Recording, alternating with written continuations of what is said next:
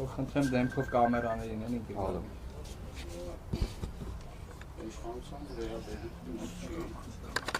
Տեղում ակցիոն։ Ոսում են մոռացան մատնել մեր նահատակների, հիշատակների օրերը և ես ամսի 2-ին, սեպտեմբերի 2-ին, երբ որ եռաբլվում էինք, ծնողներից մեկը շատ հուզված ասում էր, որ անգամ չեն բարեհաճում այն պսակները, որ ուղարկում են, պատշաճ կերպով ուղարկեն, այսինքն տաքսիների միջոցով են անում այդ ամեն ինչը, սա վերաբերմունք է, սա խոսում է նրա մասին, որ այս մեր իշխանության կոչվածները որևէ պատասխանատվության զգացում չունեն, այս իշխանությունները ամեն ինչ կրկնում եմ անում են, որպեսզի մոռացության մատնեն մեր հերոս նահատակների փառքի ճանապարհը ուղին, իրենք ամեն ինչ անում են, որ ջնջեն մեր պատմությունը, հիշողությունը, իրենք արշավ են սկսել հայրաքելական Սուրբ եկեղեցու դեմ, իրենք խմբագրում են մեր պատմությունը, իրենք կրկնում եմ անողոք պայքար են սկսել մեր խորհրդանիշների նկատմամբ, մեր ինքնության նկատմամբ, ցեղասպանության զոհերի հիշատակը, գիտեք ինչ խայտառակ մի խոսույթով են հանդես գալիս ասելով, որ պետք է հասկանանք անուն ազգանուններով եւ ինչա տեղի ունեցել, այսինքն սրանք մի խնդիրների մի փունջ են, որ բնորոշում է, բնութագրում է իշխանության ամենաբարձր օղակներում գտնվող մարդկանց տեսակը, էությունը, իրենց գաղափարախոսությունը, արժեհամակարգը եւ միայն ծնկի են գալիս իրենց արդեն ծնկի են գալիս ոչ թե շիրիմների առջև, իդեպ հիշում եք տարիներ առաջ, երբ որ ծնկի են գալիս շիրիմների առջև, ինչպիսի խոշնանգումների են ենթարկում հերոսացին ծնողներին, հիմա ծնկի են գալիս ՔՊ խմբակցության, չգիտեմ, ՔՊ այդ իրենց համագումարի ժամանակ եւ մոռացել են թե ինչ են արել, ինչ ավիրներ են բերել, մոռացել են, որ մեր հերոս նահատակների ծնողներին են տարել զնդանները, բանտերում այսօր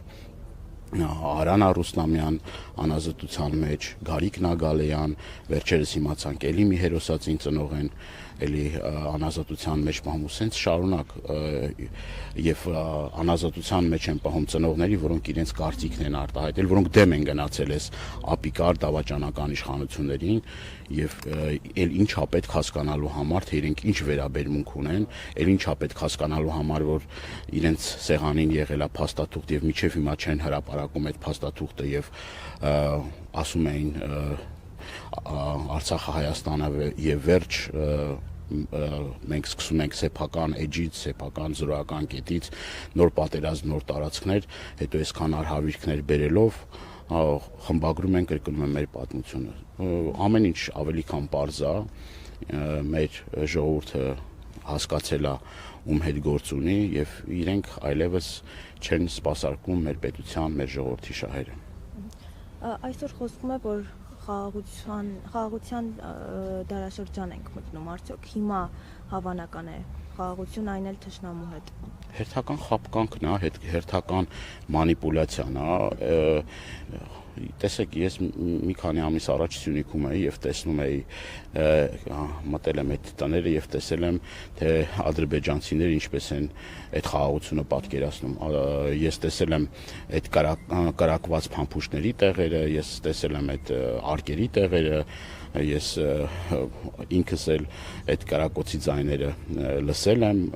Սյունիքում լինելով, ոչ միայն Սյունիքում, նաև Տավուշում էլ տենց, եւ իրենք ինչքան էլ որ ասեն, որ գիտեք ինչ կա, դա թիրախային կարակոցներ չեն եւ այլն, ինչ է նշանակում մարդկանց բնակարանների վրա կրակելը եւ երջանիկ պատահականություն է եղել, որ զոհեր չեն եղել, վիրավորներ չեն եղել եւ ասել, որ գնում ենք խաղաղության ճանապարհին, այնինչ Ալիևը գրեթե ամենօրյա ռեժիմով խոսում է Զանգեզուրի միջանցքի մասին, խոսում է Հայաստան ադրբեջանցիներին բնակեցնելու մասին, խոսում է հայ ազգի հիվանդ լինելու մասին, ասում թանակը դեռ չչորացած նոր պահանջներ են դնում, նոր ավելի կործանարար զիջումների են գնում, նոր տարածքների հանձնման մասին են խոսում են նրա մասին, որ Հայաստանում դեռ կան ադրբեջանական տարածքներ, որոնք որ պետք է վերադարձվեն Ադրբեջանին, ինչի մասին է խոսքը, որտեղ եք դուք այդտեղ տեսնում խաղաղություն, այդտեղ ինչ կա խաղաղության մասին, հերթական զիջումների են պատրաստում մեզ եւ արդեն բանը հասել է նրան, որ սուվերենությունից, ինքնիշխանությունից խոսող իշխանությունը պատրաստվում է անկախության հռչակագիր սահմանադրություն փոփոխել, որն է դրա խաղաղության գնալու ճանապարհը։ Հիմա Արցախում էլ կրկնում եմ խաղաղ, որտեղ այնտեղ հայ մարդ չկա։ Եթե այդ խաղաղությունը իրենք պատկերացնում են Հայաստանի Հանրապետությունում, ես կներեք, ոչ մի հայ մարդ այդ խաղաղությունը չի ուզում։ Եվ պետք չի ամեն անգամ, տեսեք, իրենք պատմությունից սկսած ամեն ինչով էլի, այտենց մի հատ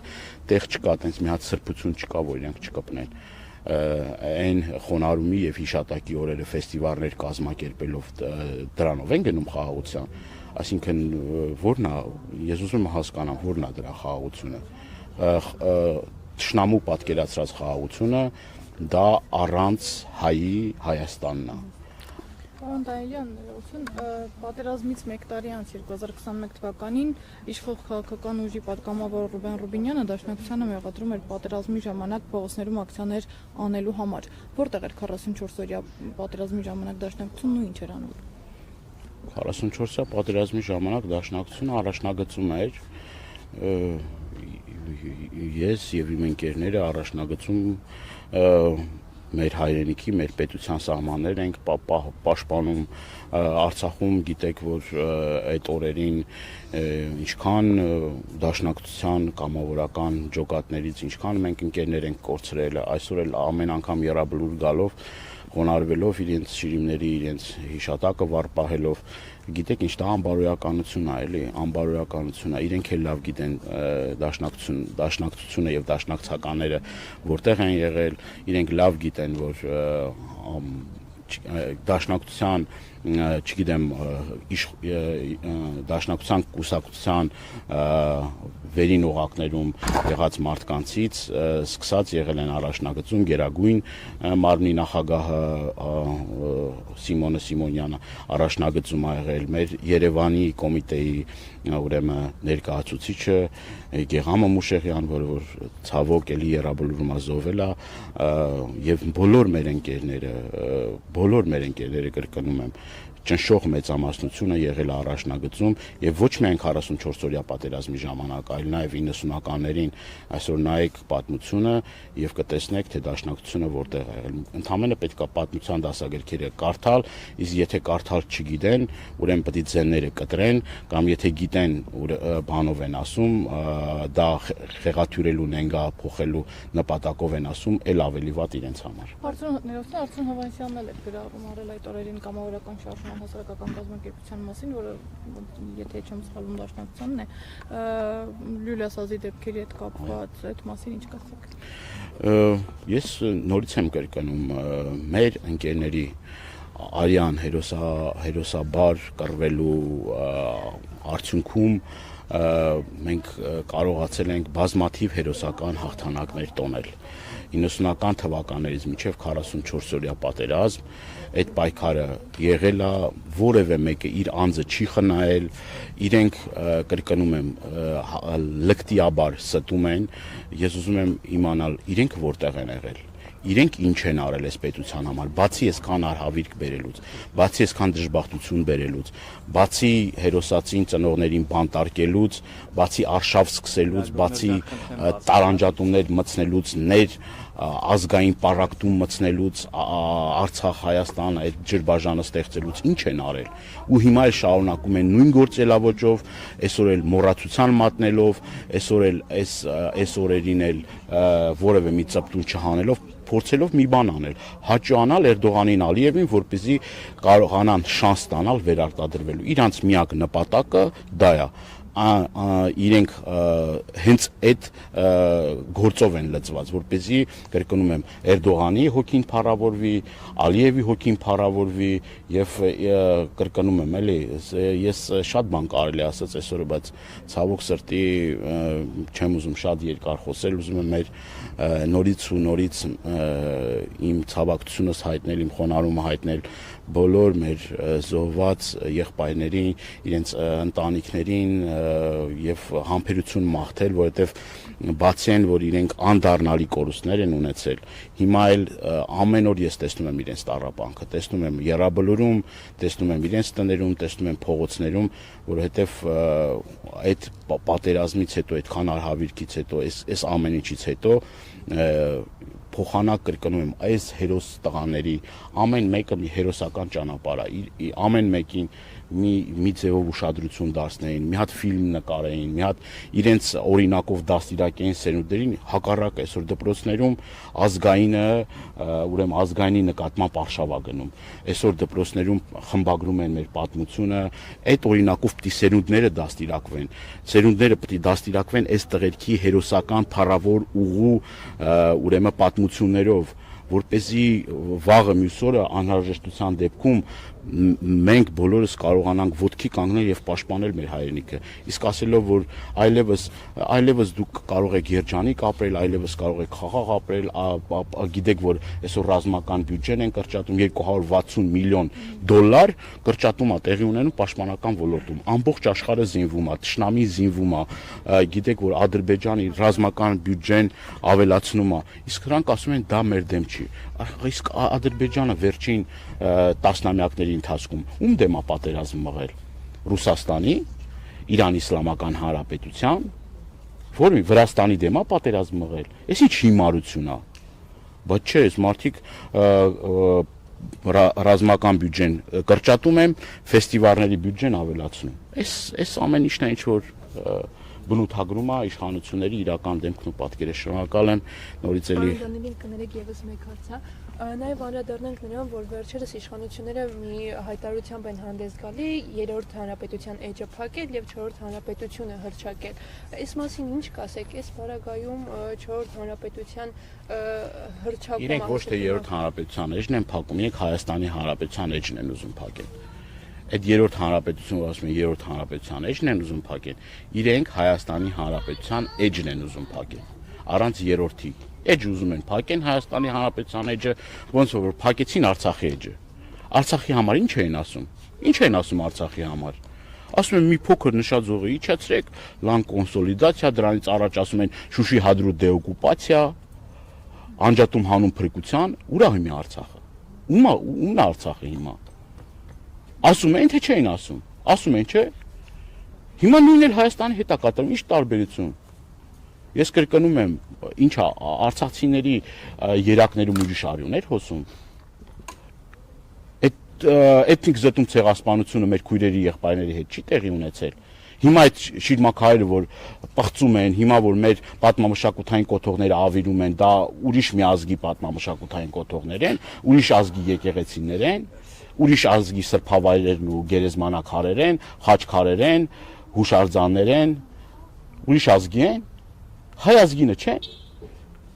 Ինչը տշնամին փոխվել է, հա, բանը ուրիշ հա, դարել է կիրթ ու կառուցողական իրենց բնութագրմամբ։ Եվ բանը ամեն անգամ ձեռառնելով, ասելով, որ հիվանդ հասարակություն է։ Հիվանդ հասարակություն, այդ են մեզ բնորոշում ադրբեջանցիները։ Եվ իրենց կրթական ծրագրերում բացեք Ադրբեջանի կրթական ծրագրերը, հայատյացություն, ֆաշիզմ, ասելով, որ ամենալավ հայը դա մեռած հայն է։ Այդ քարոզչությունն է գնում իրենց մոտ։ Դրանից հետո էլ ինչի մասն է խոսքը։ Ինչ ուրիշ բաների մասն է խոսքը, էլի։ Ես նորից եմ կրկնում, իրենք ուզում են Հայաստանը դարձնել մի անողնաշար երկիր, լավագույն դեպքում անողնաշար երկիր, որը չունի խորհրդանիշներ, չունի պատմություն, չունի անցյալ, չունի ազգային գաղափարախոսություն, չունի հերոսներ, չունի եկեղեցի, չունի ինքնություն, չունի տեսակ, ոչ մի բան չունի, սպասարկող անձնակազմ, լավագույն դեպքում Հայաստանը հայ ժողովրդին դարձնել սպասարկող անձնակազմ թուրք-ադրբեջանական տանդեմի համար։ Այդ է իրենց նպատակը։ Ուրիշ բան ես չեմ կարողանում պատկերացնել, որովհետև իրենք գնում են այդ ճանապարհով։ Սա մի դրվագ չի, մեկ հարց չի, սա ասես բազմաթիվ իրենց, այսպես ասած, հստակ, իրենք կրկնում եմ, հստակ իրենց արժև այդ խնդիրը դրել են։ Ու այդ խնդիրը հետևողականորեն ցավոք սրտի մինչև այս պահը այդ խնդիրը հետևողականորեն իրացնում են պատար անելով մեր տարածքներից տալով, գիտեք որ նորից եմ կրկնում խոսում նրա մասին նոր զիջումների մասին եւ սա է պատկերացրած 4-րդ հանրապետությունը։ Դուք այս խղճուկ վիճակում եք պատկերացրել Հայաստանի Հանրապետությունը։ Մենք ես ենք պատկերացրել Հայաստանի Հանրապետությունը։ Իհարկե ոչ, իհարկե ոչ։ Շնորհակալ եմ։